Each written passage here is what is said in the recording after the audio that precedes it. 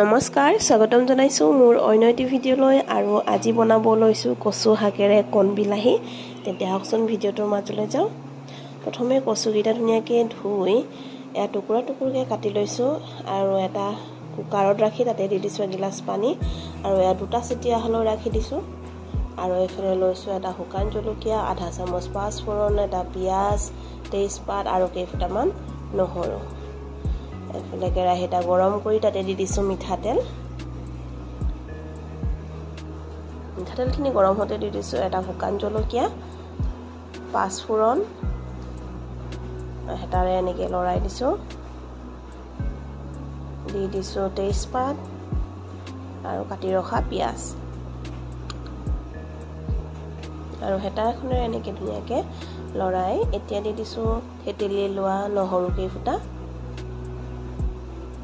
আৰু হেতাৰে খুব ধুনিয়াকে এনেকে লৰাই দিছো দি দিছো তিনটা কেঁচা জলকীয়া আৰু এয়া মই আধা ঘণ্টা ধৰি তিয়াই ৰাখিছিলো দাইল মসুৰ দাইল দি দিছো দুমুঠি এনেকে হেতাৰে লৰাই দিছো দি দিছো এচামুচ হালধি হালধি দিছো নিমখ পিছত দিম আৰু হেতাৰে ধুনিয়াকে লৰাই এতিয়া দি দিছো কণ বিলাহী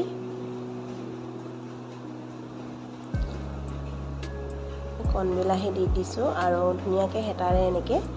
লৰাই দিছো এনেকে 2 মিনিট মান লো ফ্লেমত ভাজি লৈ এতিয়া দি দিছো বইল কৰি ৰখা কচু আৰু হেতা এখৰে খুব ধুনিয়াকে এনেকে মিক্স কৰি লৈছো যাতে গুটেইখিনি মিক্স হৈ যায় আৰু ঢাকন দি ৰাখিম প্ৰায় 2-3 মিনিট মানৰ কাৰণে মিডিয়াম ফ্লেমত আৰু এফালে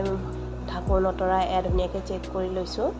তাৰ আগতে দি দিছো তিনটা আৰু কেঁচা জলকীয়া আপোনালোকে যদি জ্বলা কম খায় তেতিয়া হলে নিদিলেও হ'ব আৰু হেতা এখৰে এনেকে ধুনিয়াকে লৰাই এতিয়া দি দিছো গৰম পানী জোখমতে আৰু হেতা এখৰে খুব ধুনিয়াকে তেনেকে লৰাই 15 মিনিট মানৰ কাৰণে ৰাখি দিম তাৰ আগতে দি দিছো নিমখ সোৱাদ অনুসাৰে আৰু ঢাকন দি দিছো মিডিয়াম ফ্লেমত 15 মিনিটৰ পিছত ঢাকনটো অতৰাই ধুনিয়াকে হেতাৰে চেক কৰি চাইছো গুটেইখিনি ধুনিয়াকে হিজি উঠিছে ডালিও হিজি উঠিছে কচুখিনি গুড়া হৈ গৈছে আৰু ঢাকন নিদিয়াকে 2 মিনিট মান হাই ফ্লেমত দি ৰাখি থৈ দিম আৰু এফালে ৰেডি হৈ গল আমাৰ কচুৰে কণ বিলাহীৰ তৰকাৰী